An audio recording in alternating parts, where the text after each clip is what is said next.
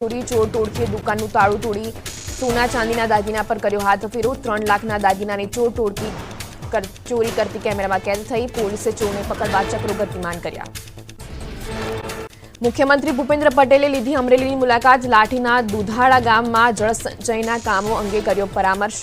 અમરેલીના સુપ્રસિદ્ધ નાગનાથ મંદિરમાં સીએમએ કરી મહાદેવની પૂજા। ગાયકવાડી રાજમહેલના નવીનીકરણ કાર્યનું કર્યું ખાતમુહૂર્ત।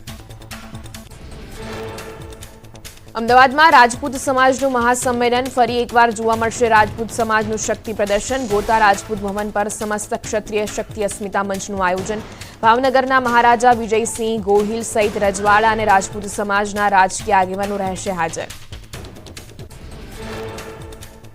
મહારાજા કૃષ્ણકુમાર સિંહજીને ભારત રત્ન આપવા રાજપૂત સમાજની માંગ। કુળદેવીનું મંદિર બનાવવા અને ક્ષત્રિય સમાજના અધ્યક્ષની નિમણૂક કરવાનું પણ થશે આયોજન। રાજકોટમાં વધુ એક નકલી સ્કૂલની આશંકા। ગોંડલ રોડ પર મંજૂરી વિના 10 વર્ષથી શાળા ધમધમતી હોવાનો આરોપ। શિક્ષણ અધિકારીએ આપ્યા તપાસના આદેશ। ઘટના બાદ શાળાનું વધુ એક કારસ્તાન બહાર આવ્યું। ધોરણ 9 અને 10ના પ્રવેશનું બોર્ડ પણ લગાવ્યું। બોર્ડ અંગે સ્કૂલ સંચાલકોનો હાસ્યાસ્પદ જવાબ। કહ્યું અમારું સારું દેખાય એટલે બોર્ડ લગાવ્યું। હવામાન વિભાગે અંદમાન અને નિકોબાર ટાપુઓમાં ભારે વરસાદની કરી આગાહી। 22 થી 25 સપ્ટેમ્બર સુધી પૂર્વ મધ્યપ્રદેશ, છત્તીસગઢ, નાગાલેન્ડ, મણિપુરમાં વરસાદની આગાહી।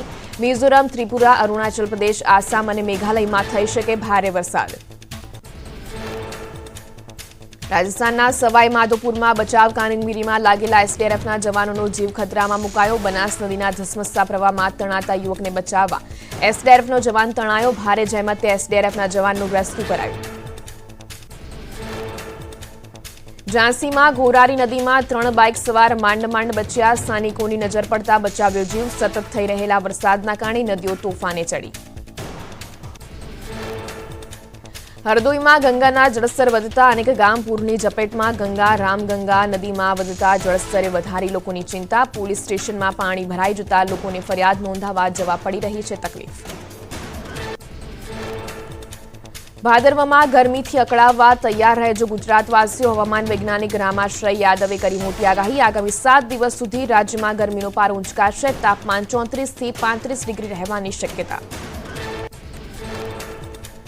વરસાદ અંગે હવામાન વૈજ્ઞાનિક રામાશ્રય યાદવની મોટી આગાહી। આગામી દિવસોમાં હળવા વરસાદની આગાહી। 2 દિવસ સૌરાષ્ટ્ર દક્ષિણ ગુજરાતમાં વરસાદી ઝાપટા પડી શકે। ભેજવાળા વાતાવરણ સામે સામાન્ય વરસાદની પડવાની શક્યતા। સરદાર સરોવર નર્મદા ડેમની સપાટી સ્થિર। ઉપરવાસમાંથી પાણીની આવક ઘટી। હાલ નર્મદા ડેમની સપાટી 137.72 મીટર પર પહોંચી। નર્મદા ડેમ જેની મહત્તમ સપાટી પર પહોંચતા માત્ર 96 સેમી બાકી। મહેસાણાના ધરોઈ ડેમમાં 80.48 જળ સંગ્રહ। ધરોઈ ડેમમાં 926 ક્યુસેક પાણીની આવક। હાલમાં ધરોઈ ડેમની જળ સપાટી 616.77 ફૂટ પર પહોંચી। ધરોઈ ડેમમાંથી મહેસાણા, પાટણ અને બનાસકાંઠામાં અપાય છે પાણી। ભાદરવો શરૂ થતાં જ ગુજરાતમાં બેફામ બન્યો રોગચાળો। વાપી, સુરેન્દ્રનગર, ખેડા, બનાસકાંઠા સહિતના જિલ્લામાં હોસ્પિટલો દર્દીઓથી ઉભરાઈ। રોગચાળો વકરતા આરોગ્ય વિભાગ દોડતું થયું। ખેડા જિલ્લામાં પૂરની સ્થિતિ બાદ રોગચાળો ફાટી નીકળ્યો। આરોગ્ય વિભાગે કરેલા ડોર ટુ ડોર સર્વેમાં ચોંકાવનારા આંકડા સામે આવ્યા। તપાસ દરમિયાન તાવના 13,531 કેસ। વલસાડમાં રોગચાળાએ માજા મૂકી। ડેન્ગ્યુ અને વાયરલ ફીવરના કેસ વધતા સરકારી અને ખાનગી હોસ્પિટલો દર્દીઓથી ઉભરાઈ। ચોમાસા દરમિયાન 1320 જેટલા શંકાસ્પદ ડેન્ગ્યુના કેસ નોંધાયા। 81 પોઝિટિવ કેસ આવતા આરોગ્ય તંત્ર દોડતું થયું। સર્વેની કામગીરી હાથ ધરાઈ। સુરેન્દ્રનગરમાં રોગચાળો વકર્યો। તાવ, શરદી સાથે ઝાડા, ઉલટી, કોલેરા સહિતના રોગોમાં વધારો થયો। દરરોજ 550થી વધુ ઓપીડી નોંધાતા આરોગ્ય તંત્ર સતર્ક બન્યું। તબીબોએ લોકોને સાવચેતી રાખવા અપીલ કરી। રોગચાળો વકરતા શુદ્ધ પાણી અને દવાના છંટકાવની માંગ ઉઠી। ભાવનગર જિલ્લાના વરતેજ આરોગ્ય કેન્દ્રની ગંભીર બેદરકારી। એક્સપાયર થયેલા ડીએનએસ બાટલા દર્દીને ચડાવ્યા। 9 વર્ષીય બાળકીને તાવ આવતા આરોગ્ય કેન્દ્રમાં દાખલ કરાઈ હતી। એક્સપાયર થયેલા ડીએનએસ બાટલા ચડાવી દેતા ડોક્ટરે ભૂલ સ્વીકારી। પરિવારજનોએ કડક કાર્યવાહીની માંગ કરી। અયોધ્યાના રામ મંદિરમાં ફરી એકવાર રામ દરબારનો અભિષેક કરાશે। 22 જાન્યુઆરી 2025ના રોજ ફરીથી થશે અભિષેક। હાલમાં જ મળેલી નિર્માણ સમિતિની બેઠકમાં રામ મંદિરને લગતા મુદ્દાઓ પર નિર્ણય લેવાયા। સુરત સિટીમાં પ્રી નવરાત્રીનો ટ્રેન્ડ. સિટી લાઇટ વિસ્તારમાં ગરબા ક્લાસીસે કર્યું પ્રી ગરબાનું આયોજન. અવનવા ટ્રેડિશનલ ડ્રેસીસમાં ખેલૈયાઓએ પ્રી નવરાત્રીમાં ગરબાની ધૂમ મચાવી. નવરાત્રી માટે અમદાવાદ પોલીસનો એક્શન પ્લાન તૈયાર. ટ્રેડિશનલ ડ્રેસમાં શી ટીમ રહેશે તૈનાત. પાર્ટી પ્લોટના પાર્કિંગ અને આસપાસના ડાર્ક સ્પોટ પર લાઇટો ફરજિયાત. રસ્તામાં આવતી દુકાનો અને રેસ્ટોરન્ટ પર સીસીટીવી લગાવવા પડશે. નવરાત્રીમાં રોમિયોગીરી કરતા લોકોને પોલીસ પાઠ ભણાવશે. મહિલાને કોઈ અજાણ્યા નંબર પરથી વારંવાર કોલ કરવાની કે સ્ટોક કરવાની ઘટના બને તો 181 પર કોલ કરતા તરત જ પગલાં લેવાશે. અમદાવાદમાં ગરબાના આયોજનમાં વિધર્મીઓને નો એન્ટ્રી. પાર્ટી પ્લોટમાં ગરબા રમવા આધાર કાર્ડ બન્યું ફરજિયાત. ગરબાના આયોજન સ્થળે એન્ટ્રી પોઈન્ટ પર તૈનાત કરાશે સિક્યુરિટી ગાર્ડ. નવરાત્રીને ગણતરીના દિવસો બાકી છે ત્યારે ખેલૈયાઓમાં થનગનાટ. શીલજ વિસ્તારમાં મહેન્દ્ર ફાર્મમાં ઢોલ અને શરણાઈના સુરે રાતરડી ગરબાનું આયોજન. ટ્રાફિક જામની સ્થિતિ ન સર્જાય તે માટે 3 પાર્કિંગ પ્લોટનું આયોજન. મેડિકલ ઇમરજન્સી માટે ડોક્ટરની ટીમ અને એમ્બ્યુલન્સ પણ રહેશે તૈનાત. કોલકાતામાં સેક્સ વર્કર્સ નહીં આપે દુર્ગા મૂર્તિ માટે માટી. કહ્યું જો મહિલા ડોક્ટરને ન્યાય નહીં મળે તો માટી પણ નહીં આપીએ. કોલકાતા રેપ હત્યા કેસ બાદ સેક્સ વર્કર્સે કરી ન્યાયની માંગ. નરેન્દ્ર મોદી સરકારે તેના ત્રીજા કાર્યકાળની 100 દિવસની સિદ્ધિ. 100 દિવસમાં સરકારે ઇન્ફ્રાસ્ટ્રક્ચર, ખેડૂતો, મધ્યમ વર્ગ, મહિલાઓ અને યુવાનો માટે 15 લાખ કરોડ રૂપિયાના પ્રોજેક્ટ શરૂ કર્યા. આરોગ્ય અને શિક્ષણ માળખાને મજબૂત કરવા માટે પણ ઘણા પગલાં લેવામાં આવ્યા. પીએમ મોદી 21 સપ્ટેમ્બરથી 3 દિવસ માટે જશે અમેરિકાના પ્રવાસે. ડેલવેરમાં 4થી ક્વોડ લીડર સમિટીમાં ભાગ લેશે. યુએનમાં સમિટ ઓફ ધ ફ્યુચરને કરશે સંબોધિત. ઇન્ફ્રાસ્ટ્રક્ચર અને ડેવલપમેન્ટ સાથે સંબંધિત અનેક મહત્વપૂર્ણ પ્રોજેક્ટનું કરશે ઉદ્ઘાટન.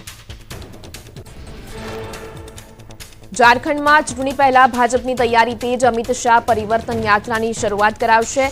સાઈબાગ જિલ્લાના ભોગનડીહથી સંથાલ પરગાણા સુધી યોજાશે પરિવર્તન સંકલ્પ યાત્રા. ગિરિડીહ જિલ્લાના ઝારખંડી ધામની પણ મુલાકાત લેશે. ઉપરાષ્ટ્રપતિ જગદીપ ધનખડ દમણ અને દાદરાનગર હવેલીની મુલાકાતે. વિકાસના કામોનું કરશે લોકાર્પણ અને ખાતમુહૂર્ત. હેલ્થ અને વેલફેર સેન્ટરની પણ લેશે મુલાકાત. અમદાવાદ મુંબઈ નેશનલ હાઈવેના ટોલ ટેક્સમાં વધારો. ભારે વાહનોમાં ટોલ ટેક્સમાં 1.5 ગણો વધારો. વાપીના ટ્રાન્સપોર્ટરોમાં રોષ ભભૂક્યો. પીજીવીસીએલ અપનાવશે કાશી મોડેલ. વીજ ચોરી અને લાઇટ જવાની સમસ્યા ભૂતકાળ બનશે. રાજકોટ ગાંધીધામમાં અંડરગ્રાઉન્ડ વીજ નેટવર્ક ઊભું કરાશે. જો આ પ્રોજેક્ટ સફળ થશે તો આવનારા સમયમાં સમગ્ર સૌરાષ્ટ્ર કચ્છમાં અંડરગ્રાઉન્ડ વીજ નેટવર્ક શરૂ કરાશે.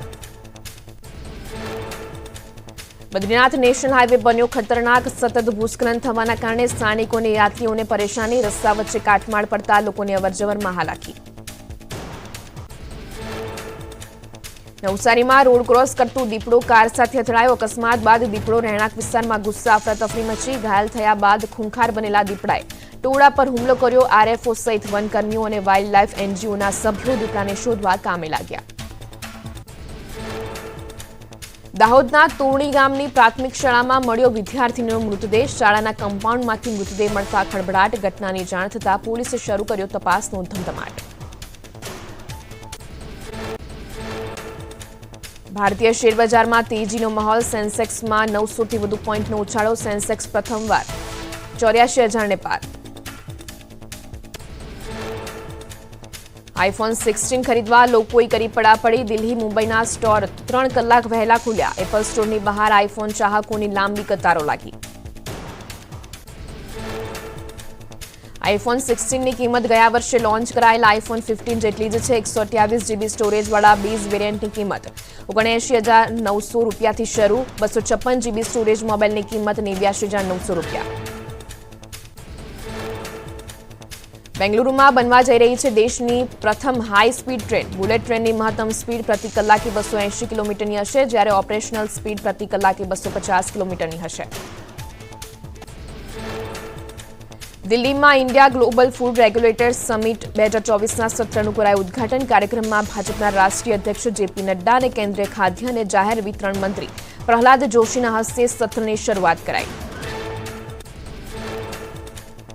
ઇસરો ચીફ એસ સોમનાથે બેંગલુરુમાં સ્પેસ એક્સપોની લીધી મુલાકાત. એક્ઝિબિશનમાં વિવિધ મોડલ્સને જોઈને એસ સોમનાથે કહ્યું, સમય બદલાઈ ગયો છે. ભારત વિશ્વના સર્વશ્રેષ્ઠ રોકેટ અને ઉપકરણ બનાવવામાં સક્ષમ છે. એલન મસ્કે અમેરિકન ફેડરલ એજન્સીને આડે હાથ લીધી. એલન મસ્કની કંપની સ્પેસ એક્સ પર બેદરકારીનો આરોપ અને ઉડ્ડયન એજન્સી દ્વારા દંડ ફટકારાયો અને એલન મસ્કે આ નિર્ણયનો કર્યો વિરોધ.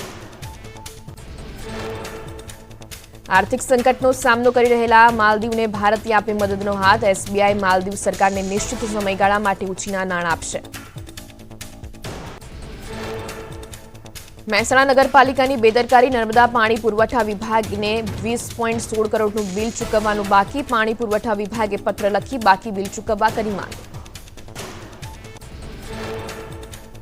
ઊંઝા એપીએમસીની ચૂંટણી જાહેર. એશિયાના સૌથી મોટા ઊંઝા એપીએમસી માર્કેટની ચૂંટણી 16 ડિસેમ્બરના રોજ યોજાશે. 17 ડિસેમ્બરે થશે મતગણતરી. સુરતમાં ફરી એકવાર ઉડિયા ભાષામાં પોસ્ટરો લાગતા પોલીસ એક્શનમાં. સાયણની અંજની ઇન્ડસ્ટ્રીયલમાં નક્સલી પ્રવૃત્તિ સાથે સંકળાયેલા તત્વોએ પોસ્ટર લગાડ્યા હોવાની આશંકા. સમગ્ર વિસ્તારમાં પોલીસે પેટ્રોલિંગ વધાર્યું. પોરબંદરના ઉદ્યોગનગરમાં વીજળીના ધાંધ્યા થતા ઉદ્યોગકારો પરેશાન. 2 ગણો વીજ વપરાશ વધતા ઉદ્યોગોમાં અવારનવાર વીજ ફૂટની સમસ્યા. ઉદ્યોગકારોએ અલગ સબ ડિવિઝન ફાળવવા પીજીવીસીએલ અને ઉર્જા મંત્રીને કરી રજૂઆત.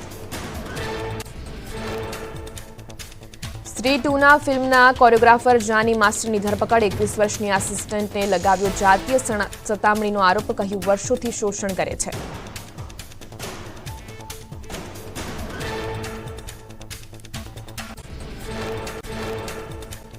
આણંદ જિલ્લામાં ઓલા ઇલેક્ટ્રિક વ્હીકલ કંપનીના મેનેજરે કરી ઠગાઈ. વિદ્યાનગર બ્રાન્ચનો મેનેજર ગ્રાહકને નકલી રસીદ આપીને ફરાર.